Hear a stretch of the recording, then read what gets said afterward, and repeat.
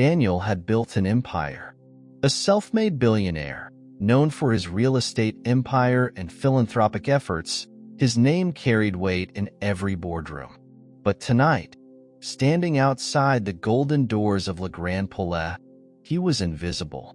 Dressed in a worn-out coat, with unkempt hair and mud-stained shoes, he didn't look like the man who owned half the city's skyscrapers. And that was exactly the point. He had spent years hearing about how the wealthy were treated differently from the poor. Tonight, he would find out for himself. Taking a deep breath, he stepped inside. The restaurant was breathtaking. Crystal chandeliers, polished marble floors, the hum of quiet conversations over $100 steaks. It was a temple of luxury. A hostess in a sleek black dress eyed him immediately. Her smile tightened, and her fingers twitched as if resisting the urge to call security. "Sir, I think you might be in the wrong place," she said, her tone sharp but falsely polite. Daniel kept his voice even. "I'd just like something to eat. I can pay." The hostess hesitated. Then, before she could respond, a waiter appeared, tall, suited, and with a smirk that dripped with arrogance. "We don't serve people like you," the waiter scoffed. Daniel's heart pounded, not with anger, but with confirmation. He had expected this, but what came next, he never saw coming. The restaurant fell silent. Nearby guests had stopped their conversations, some turning their heads slightly, pretending not to stare. But Daniel could feel their eyes on him. He took a slow breath, keeping his expression calm. "I told you, I can pay." The waiter chuckled, crossing his arms. "With what? Loose change?" "Sir, this is a 5-star restaurant, not a soup kitchen." Laughter rippled through a few tables. A well-dressed couple whispered behind their hands, smirking. Daniel's stomach twisted, not with embarrassment, but with disbelief. He had spent his life creating opportunities for others, and now, standing in one of the very establishments his wealth helped sustain, he was being treated like garbage. He reached into his coat pocket, fingers brushing against the crisp bills he had stuffed inside before coming. But before he could pull them out, a firm hand grabbed his arm. "Sir," the hostess hissed through clenched teeth, "we have a certain standard to maintain. If you don't leave, I'll have to call security." Daniel felt something shift inside him. He had walked in here expecting discrimination, but the cruelty in their eyes, so casual, so effortless, shook him to his core. The waiter scoffed, shaking his head. "You're embarrassing yourself. People like you don't belong here." Daniel exhaled. He had heard enough. Slowly, he let go of the bills in his pocket. He wasn't leaving yet. Not before teaching them a lesson they would never forget. Daniel stood still for a moment, letting the weight of the moment settle.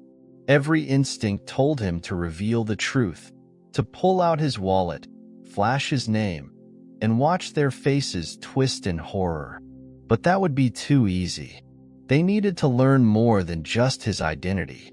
They needed to feel the weight of their own arrogance.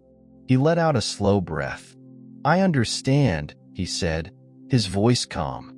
The waiter smirked, folding his arms. "Finally. Now, if you'd kindly—" Daniel took a seat. The waiter blinked.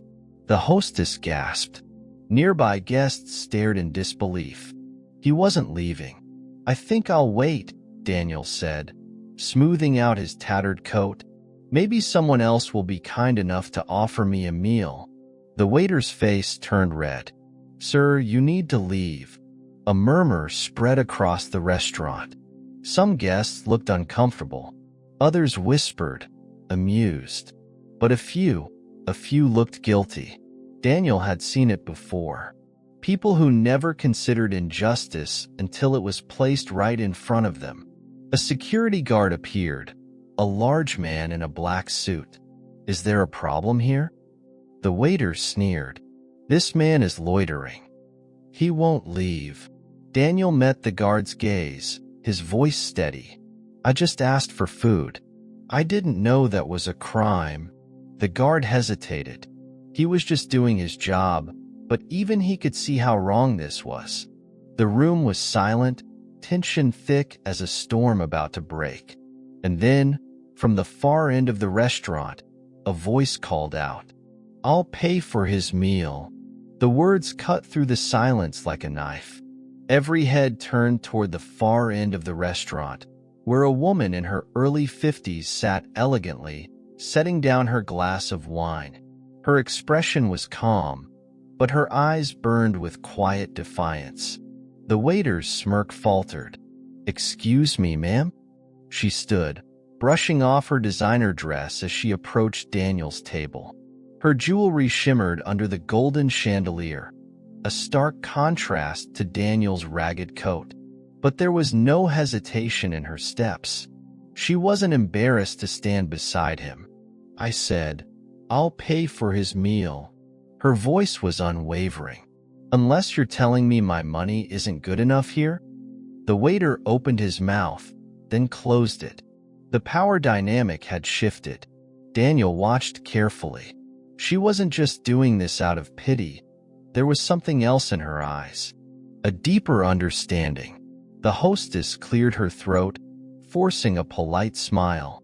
"Madam, we simply have certain policies." The woman raised an eyebrow. "And do these policies involve humiliating paying customers?" A ripple of murmurs spread through the restaurant. A few guests looked away, ashamed. Others watched, intrigued. But some were waiting for a spectacle. The waiter's hands clenched. "We reserve the right to refuse service." The woman smiled, but there was no warmth in it. "Good. Then I reserve the right to ensure everyone here knows exactly how you treat people." She pulled out her phone. "I wonder how the press would feel about this." The waiter's face drained of color. The hostess looked panicked. Even the security guard shifted uncomfortably. Daniel hid a smirk. This was getting interesting. The waiter's smirk was gone.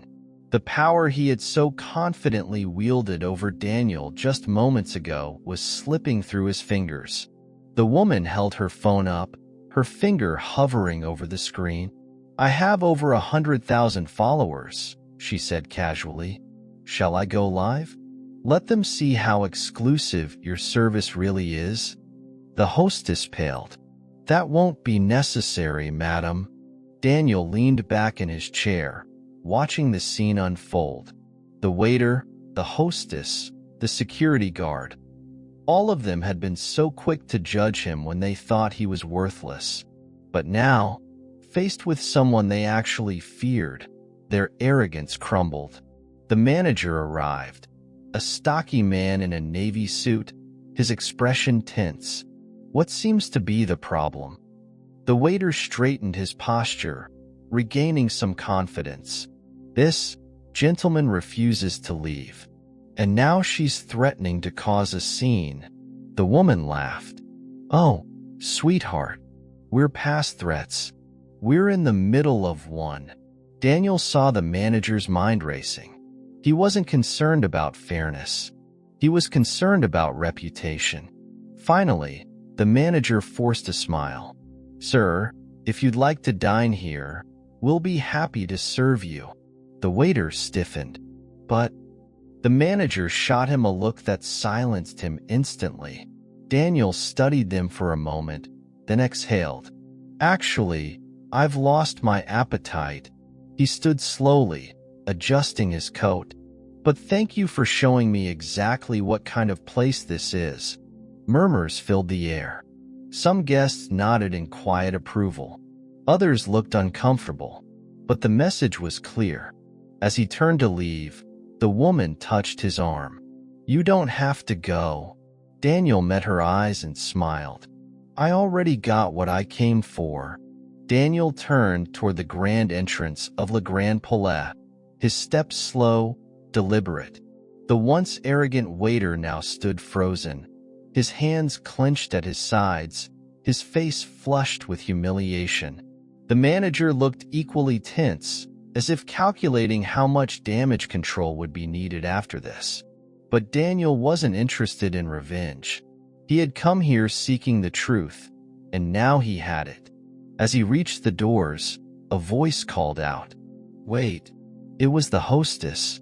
Her tone was different now, less sharp, less dismissive, almost regretful. Daniel turned slightly, raising an eyebrow. "Yes?"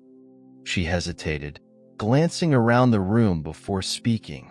I apologize for earlier." Daniel studied her. She wasn't apologizing because she had changed. She was apologizing because she had been caught.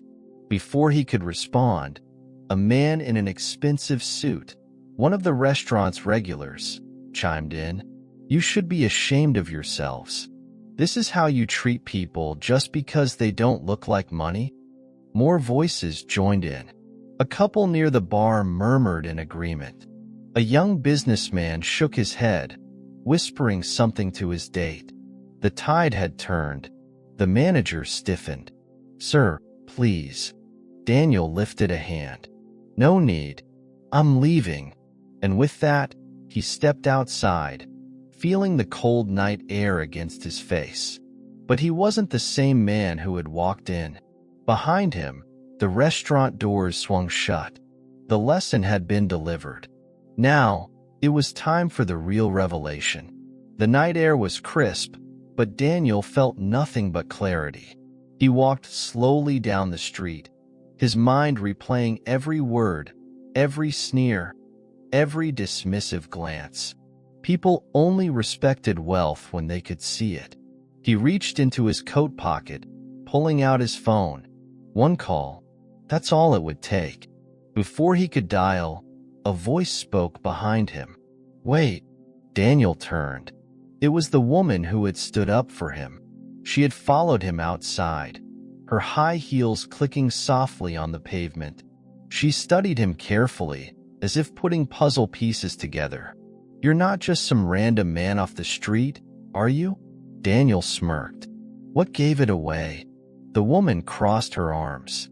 "Your posture, the way you spoke, and the fact that you didn't fight back, even when they humiliated you. Only someone with power can afford to be that patient." Daniel chuckled. She was sharp. After a moment, he nodded. "My name is Daniel Wallace." Her lips parted slightly. Recognition dawned in her eyes. "Wallace, as in Wallace Enterprises?" Daniel gave a slow nod. "The very one." The woman let out a quiet laugh, shaking her head. "They just humiliated a billionaire in their own restaurant." Daniel exhaled, glancing back at the golden doors of Le Grand Palais. "And now, they're going to learn what that costs." The woman stared at Daniel, a slow smirk forming on her lips. "So, what now?" Daniel slid his phone back into his pocket. "Now? I make a phone call." She raised an eyebrow. "To who?" Daniel turned, his gaze fixed on the golden doors of Le Grand Palais. "To the owner." She blinked. "You know the owner?" Daniel chuckled. "I am the owner." Silence. Then, a sharp intake of breath. The woman's eyes widened. You own this place?" Daniel nodded.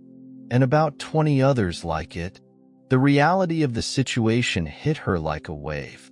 She had just watched employees humiliate the man who signed their paychecks.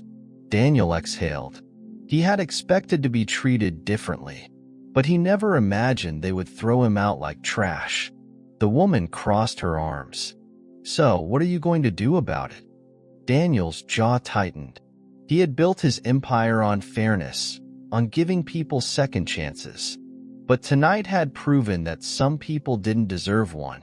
He pulled out his phone again, this time dialing without hesitation. The call was answered on the first ring. "James," Daniel said, his voice calm but firm.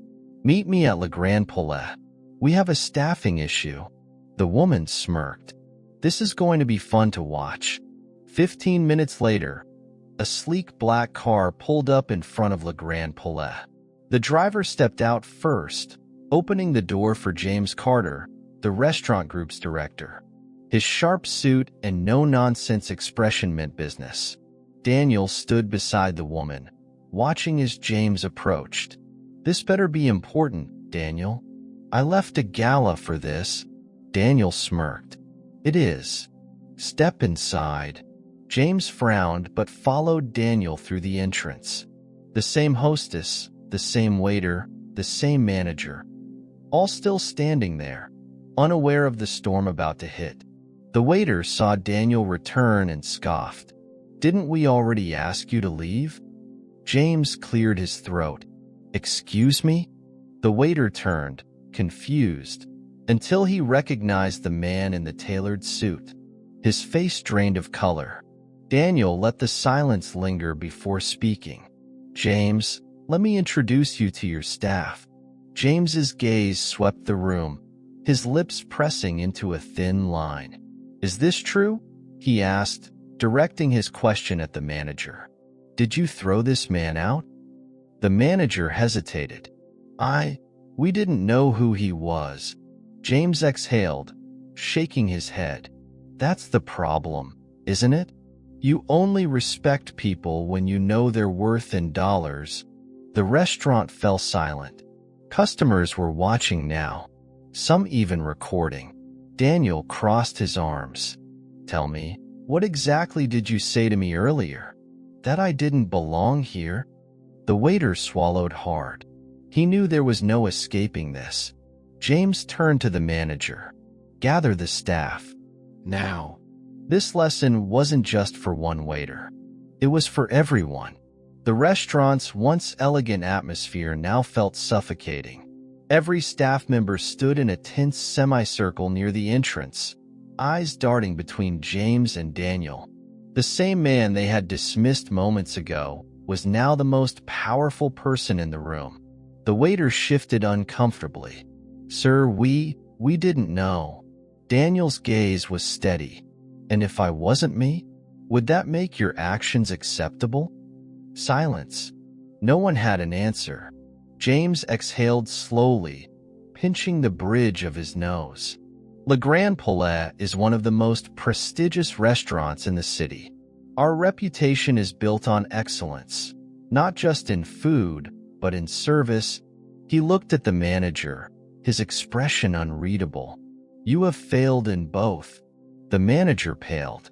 Sir, please, James raised a hand, silencing him. You treated a guest like trash because of how he looked. That is not just bad business. It's inhumane. His voice sharpened. And it ends today. The hostess opened her mouth, as if about to protest, but Daniel spoke first. Let me make this simple. He turned to the entire staff. This restaurant will be closed for the next 24 hours. Gasps echoed through the room. One of the chefs muttered a curse under his breath. Daniel's tone remained calm, but firm. When we reopen, it will be with a new standard. A standard where respect is not determined by appearance. He let his words sink in before adding, and for those of you who can't meet that standard, your employment here is over. The message was clear. Some people would walk out of this place tonight for the last time. And for the first time, the ones who had looked down on him now had to face their own reflection. The weight of Daniel's words hung in the air like a storm cloud. The staff stood frozen, some exchanging nervous glances, others looking at the floor. Reality had finally caught up to them. The manager swallowed hard. Sir, please, we were just following protocol. Daniel's expression didn't waver. Then your protocol is broken. The waiter who had mocked him earlier clenched his jaw. This isn't fair. You can't fire people just because of one mistake. Daniel raised an eyebrow. One mistake? Or a mistake you've made 100 times, but only now got caught? Silence. No one dared to answer. James crossed his arms. This restaurant is a reflection of our company, and right now it's a disgrace. He turned to Daniel. How do you want to handle this? Daniel exhaled, scanning the room. Not everyone here had been cruel. Some had just been bystanders, afraid to speak up. But was silence any better than complicity? Finally, he spoke. Anyone who thinks they can treat people like dirt just because they don't fit your idea of wealth, leave now. A tense pause. Then, the waiter threw down his notepad, scoffing as he stormed toward the door. 2 others followed. The hostess hesitated, looking torn. Then, with a shaky breath, she stepped forward. I was wrong. Daniel studied her, seeing real regret in her eyes. She had judged him like the rest, but unlike them, she understood why it was wrong. He nodded slowly. Then prove it. Her lips parted in surprise, but she nodded back. I will. Not everyone deserved a second chance, but some were willing to change. As the last of the departing staff disappeared through the doors, a heavy silence settled over the restaurant. Those who remained looked uncertain, shifting on their feet, unsure of what would come next. Daniel sighed, running a hand through his hair. This wasn't about firing people or making a statement. This was about fixing something deeper. James clapped his hands together, breaking the tension. All right, listen up. This place reopens in 24 hours, but not as the restaurant you remember. The hostess, still visibly shaken, took a hesitant step forward. What do you mean? Daniel leaned against a nearby table, arms crossed. I mean that when these doors open tomorrow, anyone, no matter how they look, how they dress, or how much money they have, will be treated with the same respect as a CEO. His voice was firm. No more arrogance. No more judgment. The remaining employees exchanged nervous glances. This wasn't just a new policy. It was a revolution.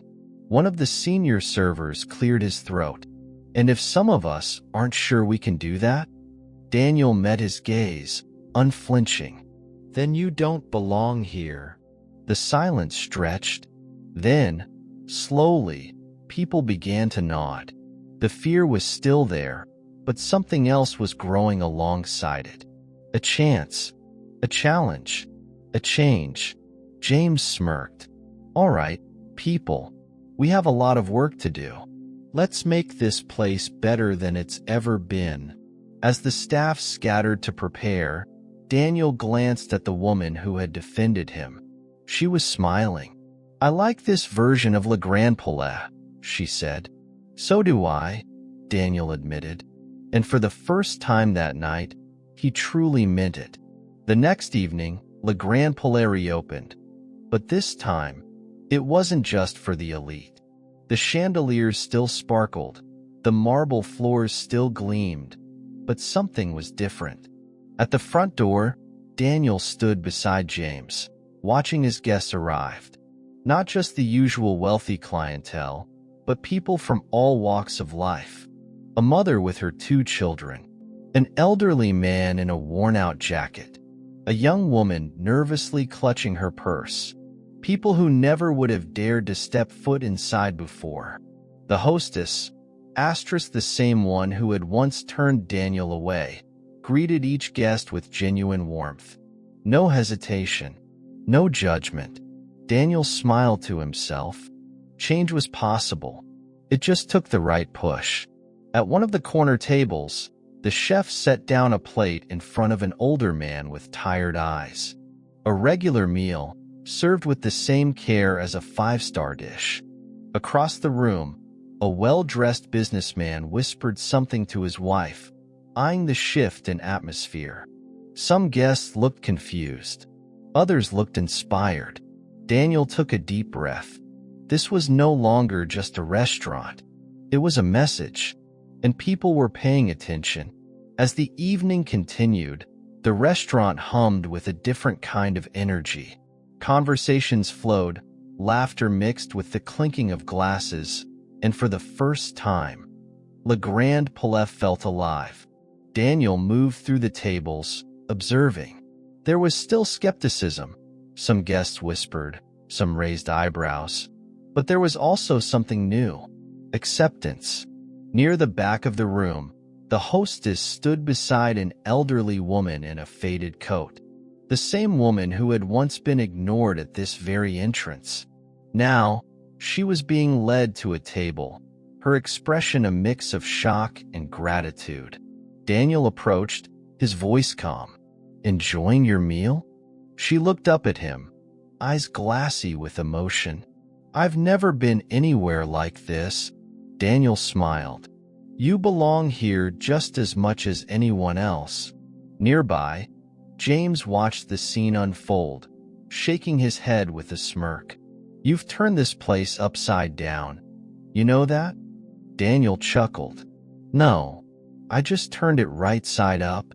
For years, fine dining had been about exclusivity, about status, about proving who belonged and who didn't.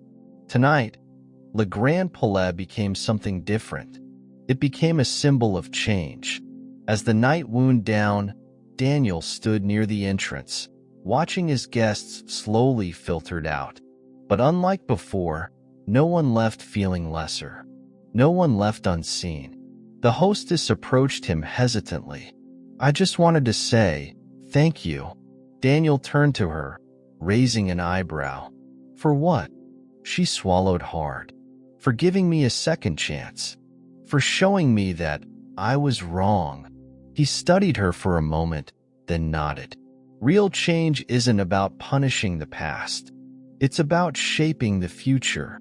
James stepped up beside them, hands in his pockets. "So, what now? Are we keeping things this way?"